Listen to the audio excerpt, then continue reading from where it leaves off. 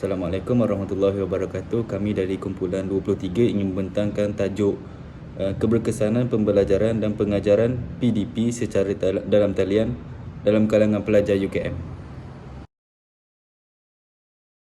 Wabak COVID-19 telah mengubah kaedah pembelajaran dan pengajaran kerana ia mengutamakan teknologi dalam pendidikan, dan ia juga memberi kesan yang besar kepada para pelajar dengan mengubah sistem pendidikan dunia. Namun ia wujud juga cabaran dalam kaedah pembelajaran dan pengajaran ini.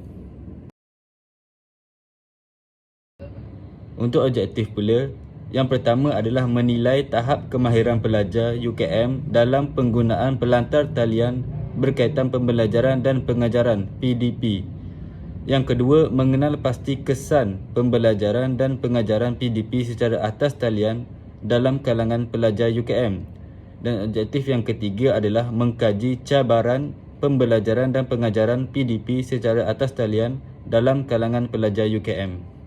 Untuk persoalan kajian, yang pertama adalah apakah tahap kemahiran pelajar UKM dalam penggunaan pelantar atas talian berkaitan pembelajaran dan pengajaran PDP. Yang kedua, apakah kesan pembelajaran dan pengajaran PDP secara talian dalam kalangan pelajar UKM. Yang ketiga adalah apakah cabaran pembelajaran dan pengajaran PDP secara atas talian dalam kalangan pelajar UKM. Seterusnya adalah metodologi kajian.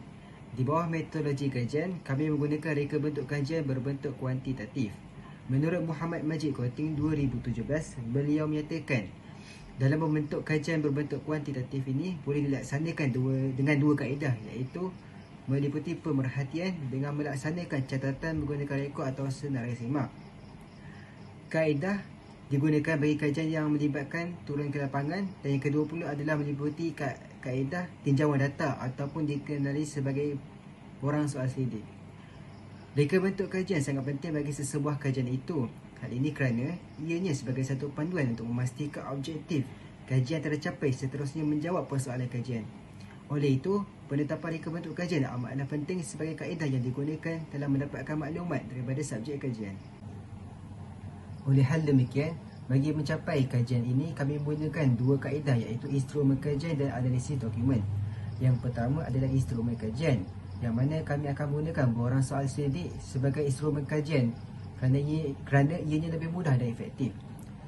Di bawah borang soal selidik ini terdiri daripada 4 bahagian, iaitu bahagian A, bahagian B, C dan D. Bagi bahagian A adalah terdiri daripada demografi responden, yang mana ianya memerlukan responden menandakan right pada kotak jawapan pilihan. Seterusnya, bagi bahagian B, C dan D pula terdiri daripada 5 skala Likert, yang mana skala pertama mewakili sangat tidak setuju, skala 2 pula adalah tidak setuju, skala 3 tidak pasti, skala 4 setuju dan skala 5 adalah sangat setuju.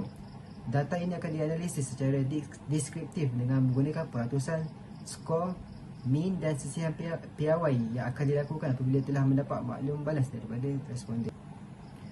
Yang kedua pula adalah kaedah analisis dokumen. Setelah kajian tinjauan dilaksanakan, iaitu melalui soal selidik, maklumat daripada sumber jurnal, buku ilmiah akan dirujuk sebagai menyokong sebarang fakta dan dapatan hasil kajian. Oleh hal demikian, bagi mendapatkan sumber rujukan ini, pihak kami akan melayari portal rasmi Perpustakaan UKM mahupun melayari internet dalam mendapatkan sebarang e-jurnal, e-book secara online, rujuk rancangan ilmiah, artikel dan buku ilmiah akan dilakukan bagi mendapatkan sebarang maklumat yang terkini. Hal ini amat penting kerana rujukan-rujukan tersebut merupakan panduan utama yang mana ianya memberi pelbagai informasi yang penting dalam hasilkan kajian ini, selain dapatan melalui borang soal selidik bagi mendapatkan informasi yang lebih terperinci. Ini adalah maklumat dari responden. Responden akan mendapati ialah seramai 50 orang. Kami membagikan peringkat umur pada 3 peringkat, iaitu 18 hingga 21 tahun, 22 hingga 25 tahun, 26 tahun dan ke atas dengan responden masing-masing, 10, 38 dan 2 orang.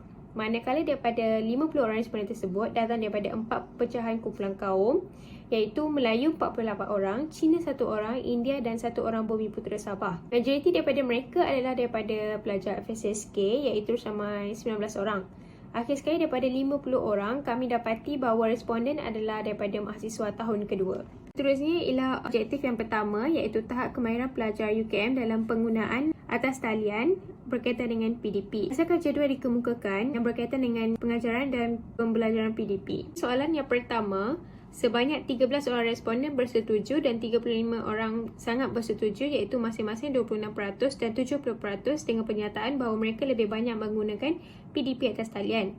Seterusnya, kebanyakan responden lebih selesa menghadiri PDP atas talian iaitu seramai 24 orang responden atau bersamaan dengan 48%.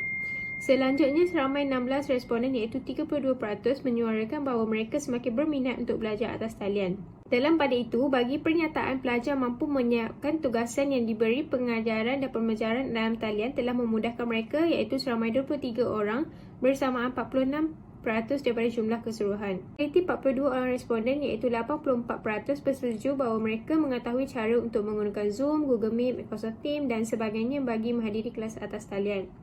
Menurut Ellie, pembelajaran dalam talian bagi mengakses bahan pembelajaran amat penting untuk belajar pada masa kini. Selain itu, bagi pernyataan dapat menjimatkan masa pembuatan tugasan kerana PDP dalam talian merangkumi sebanyak 28 orang responden iaitu bersamaan 56% yang bersetuju. Majoriti sangat bersetuju iaitu seramai 29 orang responden iaitu 58% bahawa menjadi lebih kreatif dalam menghasilkan satu tugasan atau kerja dengan melihat kepada PDP dalam talian yang dilakukan oleh pensyarah. Selanjutnya, bagi pernyataan bahawa mereka mendapat lebih banyak ilmu pengetahuan ketika PDP dalam talian mendapat persetujuan daripada 26 responden iaitu seramai 52%. Manakala bagi pernyataan dapat meningkatkan tumpuan dalam kelas ketika proses PDP dalam talian seramai 15 orang iaitu 30%, responden tidak pasti bahawa mereka dapat menumpukan sepenuh perhatian pada proses PDP atas talian. Sekali, sebanyak 54% iaitu 27 orang responden mahir menggunakan ICT ketika menghadiri PDP dalam talian. Berikut merupakan kesan pengajaran dan pembelajaran PDP dalam talian dalam kalangan pelajar UKM. Seterusnya, berdasarkan jadual 3 di atas menunjukkan data dapatan kesan pembelajaran dan pengajaran cara dalam talian dalam kalangan pelajar UKM.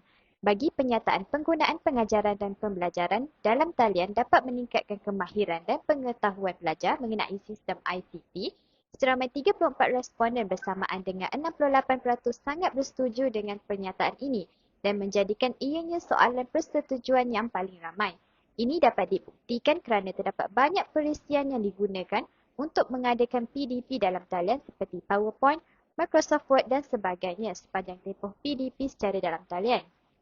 Suasana pembelajaran yang berbeza dengan penggunaan teknologi yang pelbagai telah menggabungkan teknik suara, bunyi, gambar, video dan teks yang mampu menjadikan proses pembelajaran menjadi lebih menarik. Namun, terdapat kesan positif daripada PDP secara dalam talian yang menarik perhatian responden iaitu pernyataan penggunaan pengajaran dan pembelajaran dalam talian tanpa had boleh menjejaskan kesihatan. Pernyataan ini mempunyai seramai 25 responden bersamaan dengan 50% sangat setuju dengan pernyataan ini. Hal ini demikian kerana kesihatan yang boleh terjejas adalah mata kerana pelajar khususnya banyak menggunakan dan memandang komputer, telefon bimbit dan sebagainya semasa menghadiri kelas PDP secara dalam talian. Kajian mengatakan bahawa individu yang melihat skrin komputer dan telefon bimbit boleh menjejaskan penglihatan mata sekaligus menyebabkan mata mereka menjadi kabur dan rabun. Berikut pula adalah cabaran pengajaran dan pembelajaran dalam talian dalam kalangan pelajar UKM. Jadual 4 menunjukkan cabaran pembelajaran dan pengajaran secara dalam talian dalam kalangan pelajar UKM. Bagi pernyataan jurang pembangunan teknologi dan kelajuan internet antara bandar dan luar bandar, seramai 31 responden bersamaan dengan 62% sangat setuju dengan pernyataan ini.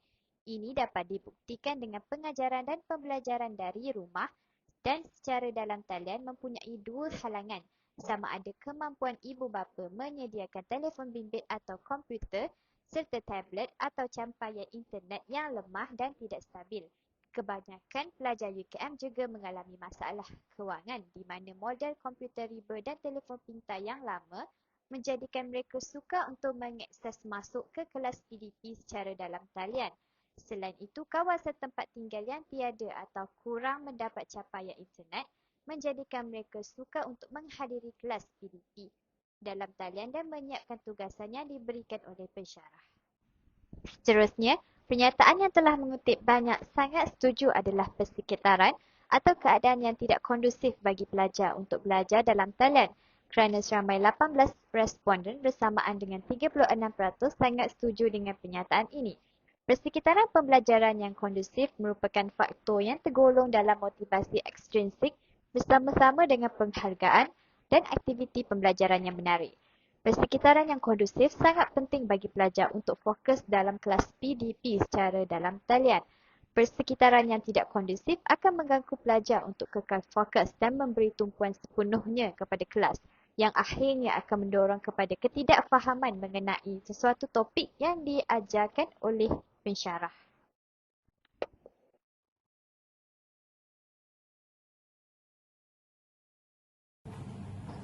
Secara kesimpulannya, dapatan kajian yang diperolehi menunjukkan maklum balas yang sangat positif mengenai keberkesanan pembelajaran secara talian. Hal ini menunjukkan bahawa pembelajaran berteraskan talian adalah wadah untuk mengintegrasikan ilmu dalam menghadapi dunia tanpa sepadan. Pembelajaran secara talian ini bukan sahaja dapat membantu pelajar dalam memahami subjek yang dipelajari, bahkan ianya dapat juga meningkatkan kemahiran penggunaan ICT dalam kalangan pelajar. Kemahiran ini dapat membina individu ke arah pembangunan kognitif yang berkenaan diri dan cemerlang di kaca mata dunia. Justru itu, pendidikan yang berasaskan talian ini mampu melahirkan generasi muda yang berjaya intelektual tinggi dalam usaha menjadikan negara bertaraf antarabangsa tercapai serta ianya mampu memberi sumbangan yang besar terhadap diri, masyarakat, agama, bangsa dan mahupun juga negara. Oleh hal demikian, segala cabaran serta rintangan dalam melaksanakan pembelajaran secara talian ini perlulah ditangani dengan sebaiknya oleh semua pihak, sama ada kerajaan, guru maupun ibu bapa agar ianya mampu menjadikan pembelajaran pada hari ini selaras dengan perkembangan teknologi tanpa menjejaskan kualiti pendidikan itu sendiri.